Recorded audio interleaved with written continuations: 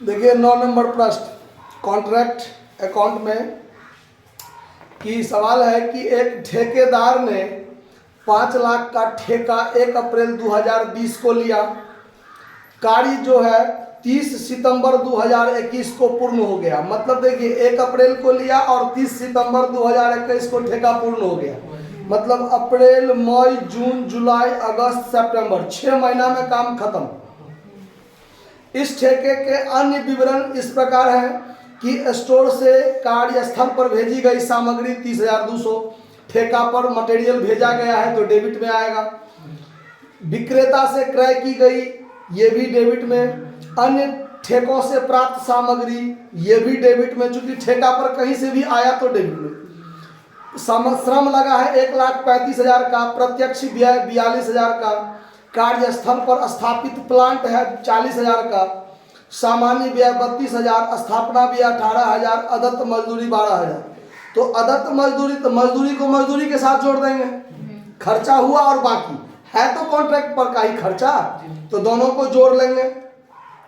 उसके बाद है अदत्त प्रत्यक्ष व्यय, तो ये जो डायरेक्ट एक्सपेंस है उसमें आउटस्टैंडिंग डायरेक्ट एक्सपेंस को जोड़ लेंगे।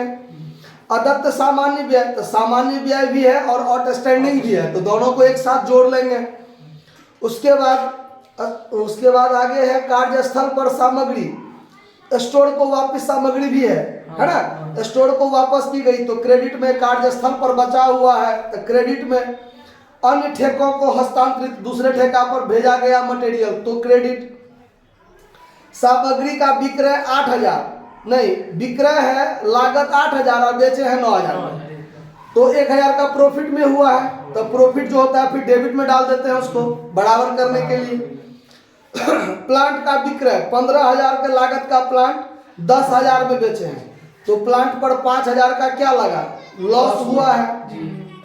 अच्छा, उसके बाद आग के द्वारा नष्ट सामग्री, ये तो एबनॉर्मल लॉस है। एबनॉर्मल लॉस जो है उसको क्या बाय पीएल अकाउंट करके क्रेडिट में डालते हैं। चलिए, उसके बाद है कि प्लांट पर 10% प्रतिवर्ष ह्रास लगाइए, तो प्लांट पर 15% का ह्रास भी लगाना है। तो चलिए देखिए सवाल में क्या सब है। सबसे पहले डेबिट में शुरू से material issue from store, material issue from store, आप लोग बोलिए नहीं तो दिक्कत हो जाएगा। मटेरियल इशू फ्रॉम स्टोर कितना है 30,200, 30,200। उसके बाद है कि मटेरियल को हमने खरीदा है, तो मटेरियल परचेज है आपका 45,500। उसके बाद to material received from other contract, ठीक है, कितना का 20,300 का। उसके बाद है श्रम यानी वेजेज, तो वेजेज कितना का है 1,35,000 का है, और इसमें आउटस्टैंडिंग वेजेज भी है ना। आगे आउटस्टैंडिंग वेजेस देखिए 12,000 का है, तो 1,47,000 ये हो गया। उसके बाद आपका डायरेक्ट एक्सपेंस है कितना का, डायरेक्ट एक्सपेंस है 42,000 का, डायरेक्ट एक्सपेंस 42,000 का। उसमें ऐड कर लेंगे आउटस्टैंडिंग डायरेक्ट एक्सपेंस, तो आउटस्टैंडिंग डायरेक्ट एक्सपेंस है 3,000 का, तो ये 45,000 हो गया। उसके बाद और आगे देखिए कार्यस्थल पर प्लांट, तो यहां पर 2 प्लांट कर दीजिए, तो प्लांट इंस्टॉल्ड हुआ है कितना का 40,000 का।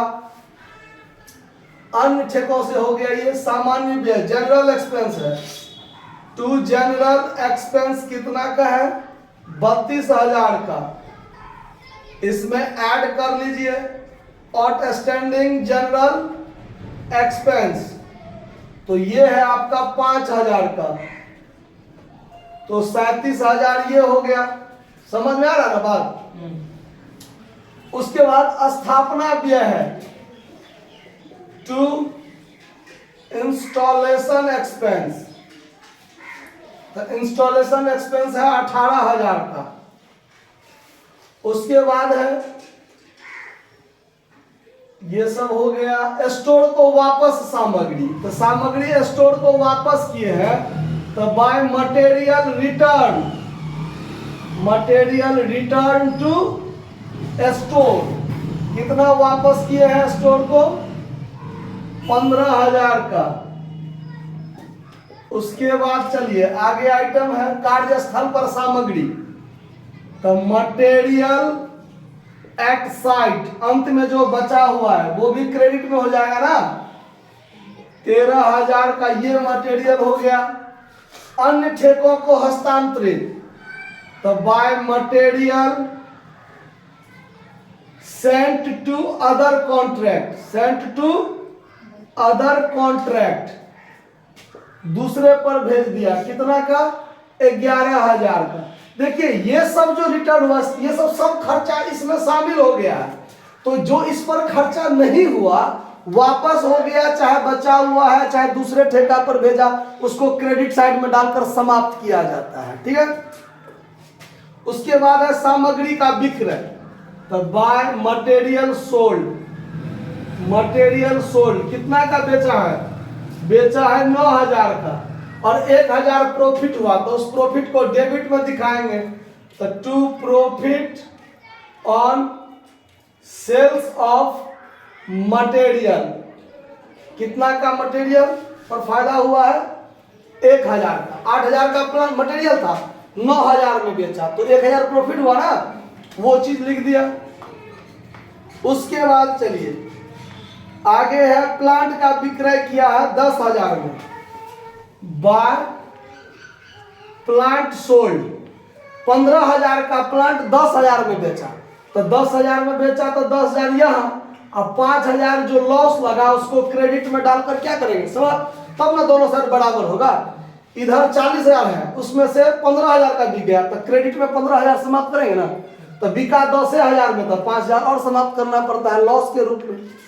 तो यहां पर लिखेंगे by loss on sales of plant, 5,000 वो समाप्त हो गया।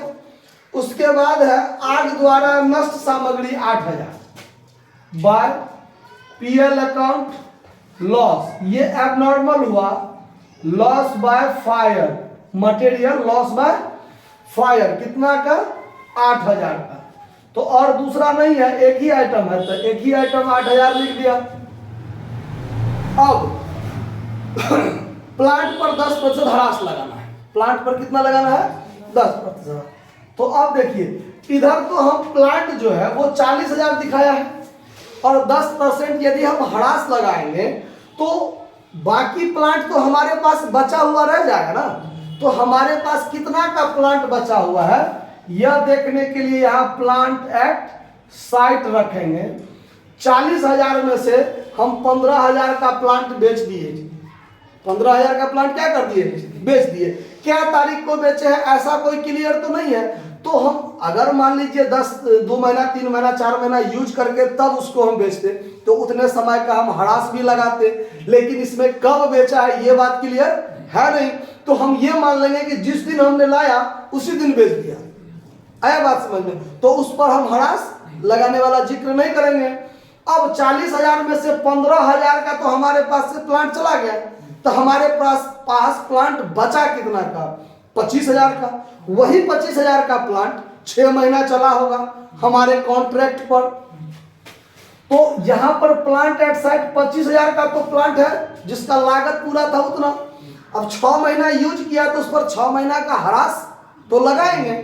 तो 6 महीना का ह्रास लगाएंगे तो 25,000 का 10%, 2,500 पूरे साल का, तो 6 महीने का 1,250।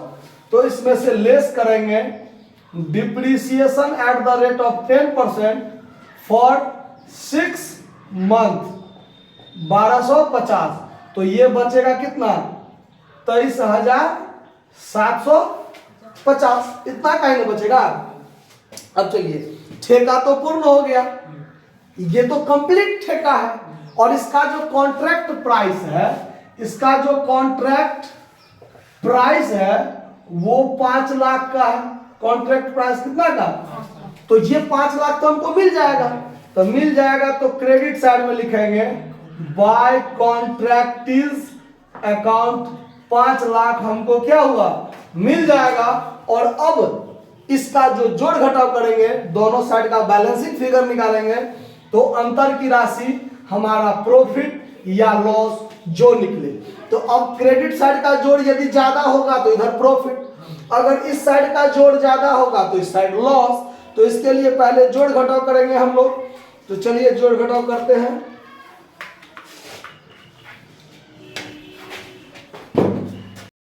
देखिए, तो इस टोटल को जोड़ के कितना आया, हम जोड़े हैं तो 5,94,750 जोड़ के आया क्रेडिट साइड का जोड़, और यही चीज यहां लिखेंगे 5,94,750।